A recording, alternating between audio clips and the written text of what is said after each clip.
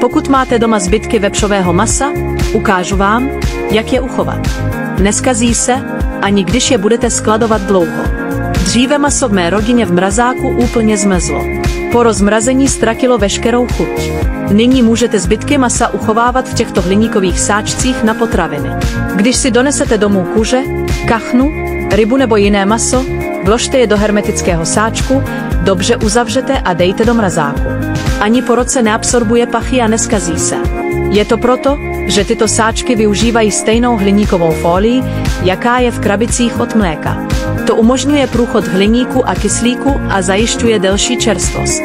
Sáčky mají také těsné uzavření, které zabraňuje úniku.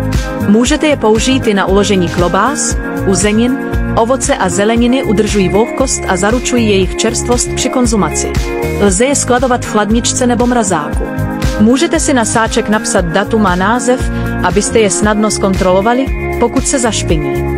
Lze je umývat a znovu používat. Neuvěřitelně cenově dostupné.